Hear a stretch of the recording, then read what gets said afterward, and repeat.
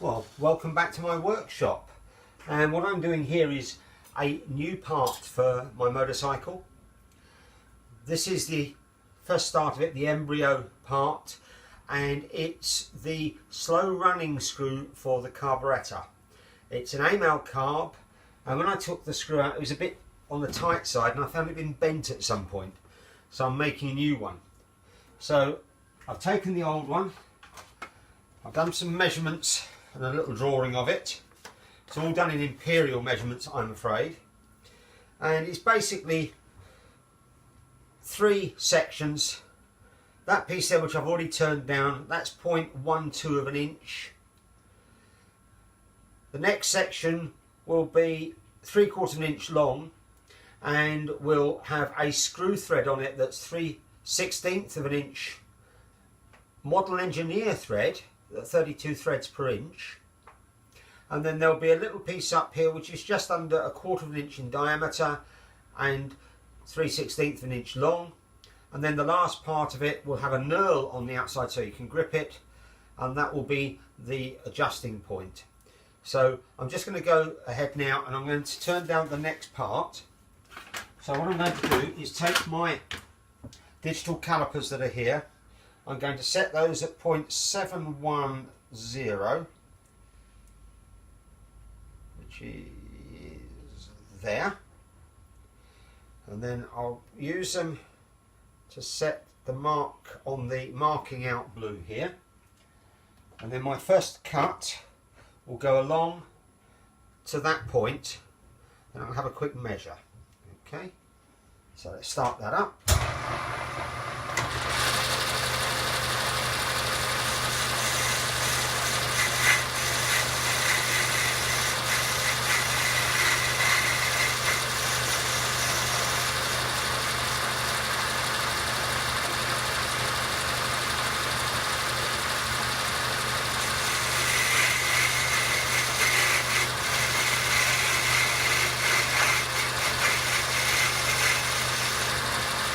I know I can go a fair way down on this before I get to my start point for the thread.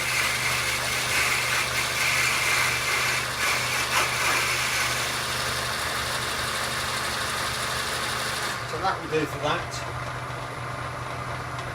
Use the micrometer this time, and that's coming up and showing me 0.30. I need to go down to 1.825, so that will be going down 30, 18,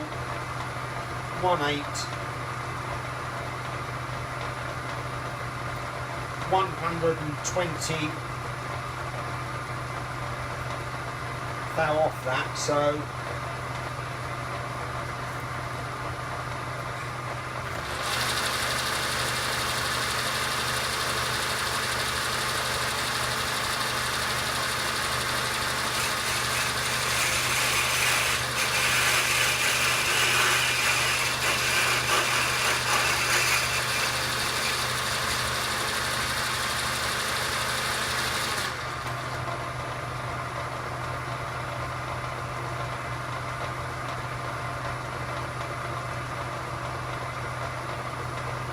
.23, 182, so it's 18 to 200, 31, 18 and 31, 48, 49 thou, so I need to take 24.5 thou off, so set this to 0.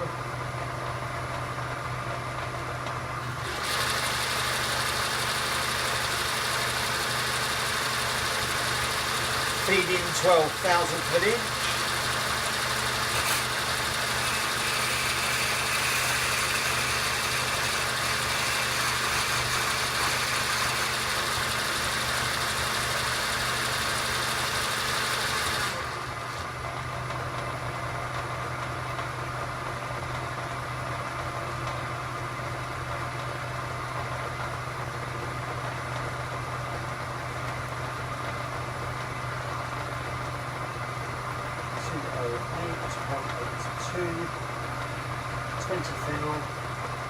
6 thou, 13 thou.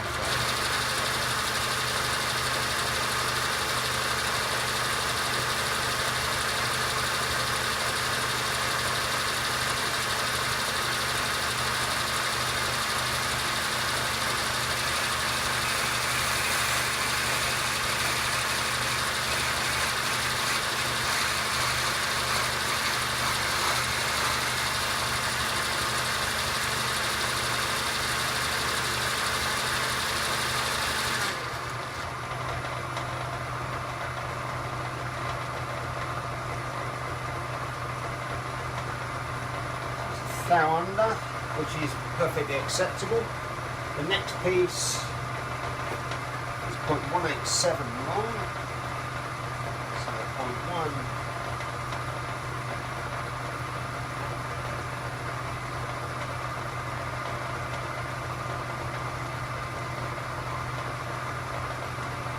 And that needs to be at 0.236.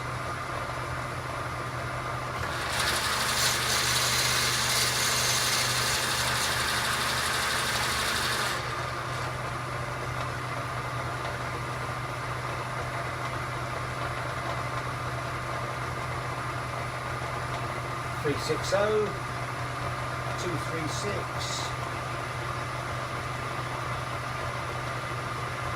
130.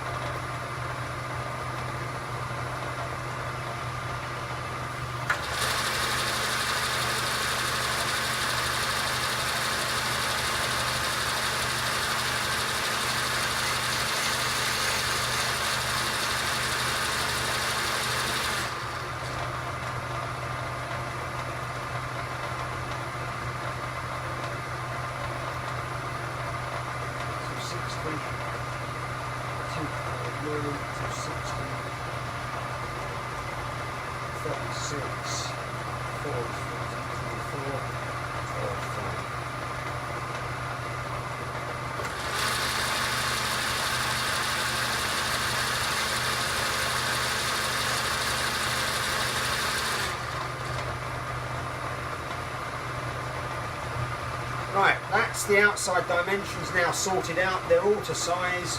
I just need to now set up and get the thread on there and then knurl the end. So I'll come back to you shortly.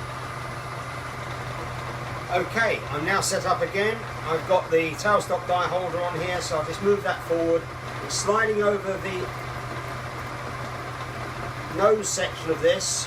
It's now set up against there. I'm in back gear, so this should be rotating quite slowly. So if I touch that, there it goes.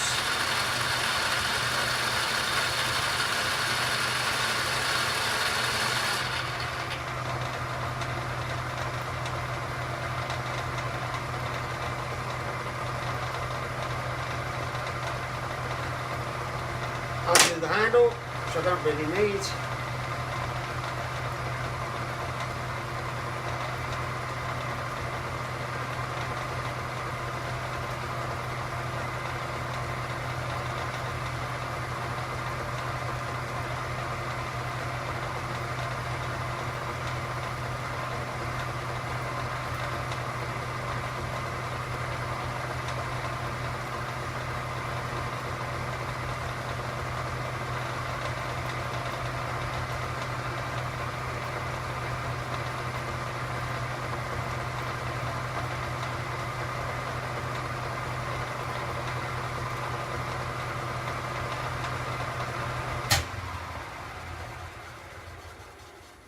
So that's now screw threaded with the shank at the end there. I've now got to set up for the knurling operation, so I'll do that. I'll show you the last bit and then parting off. Well, welcome back. I've had a look around and I went to set up my knurling tool. I suddenly realised that the knurling tool I've got is far too fine for what we need to do with this. So I'm doing it a very different way. I've set up a screw cutting tool on its side so that I've got a V-shaped point going into the work sideways. And I'm using this to actually generate a rough edge around there, putting V-shaped marks all the way around and just taking the work off. And the way I'm doing it to try and get it reasonably equal is I've put 2 yellow dots on the top here, and I'm lining each one up with the next tooth on what's called the bull wheel, which is a 60 tooth wheel on the lathe here. So I'm going to turn it around by hand, get those two yellow dots in line, and then turn it round to the next tooth. Then I'll move this along, go down there twice, move it along now to the next one.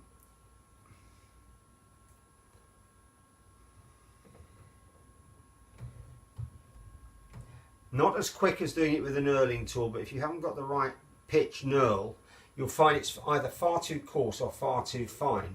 And in this I want a straight knurl around the outside edge. So it's actually a lot easier, rather than going out and buying a new knurling tool, to actually generate it this way. And because it's not absolutely a precision piece, I can actually generate enough by eye using the bull wheel to get 60 slots around the outside of this, and little V slots cut into it, so that I'll have a nice firm grip when I need to adjust the slow running of the motor. So that's how it works. You just move it 1/60th of a rotation and then generate. And you can just see here, I hope, and I'll give a close-up shot in a while, the serrations on the edge, which will give you the grip. Okay, I've just finished the what I would term a knurl around the end there. I'm just about to part this off, so I've put this back into normal speed now.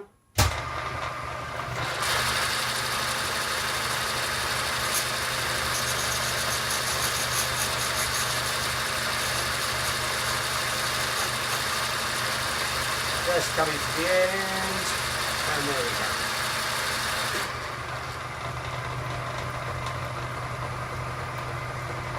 So that's the new one. That's the old one. This hasn't got the bend that this one's got in it, thankfully. All I need to do now is clear the end up and put the slot in it so that I can use a screwdriver. And that's it, done. So what I'll do, I'll bring it over and I'll show you in close-up. So, sitting on the lathe at the moment, just on the top slide here, are the 2 screws that I've just finished making. The one on the right is the original, and you can see from this angle the rather nice bend in it, which means that it doesn't like adjusting very well.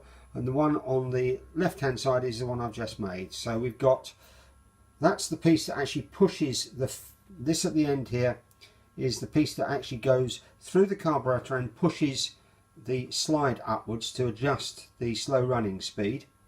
There's the adjusting screw in the middle, and I say that's a 3/16 model engineering thread at 32 thread per inch. Little land at the top here where the tensioning spring sits, and then we've got this nice 60 section at the end there, which gives me a nice grip to hold on to. And as I say, the last thing to do is going to be to get rid of the little spigot on the end there and put a slot in the end so I can attack it with a screwdriver. Well, there's the 2 pieces that's the piece I've just made, and next to it is the old one. As you can see, it's now got the tensioning spring on it, and in the end is the screwdriver slot which I've just filed in.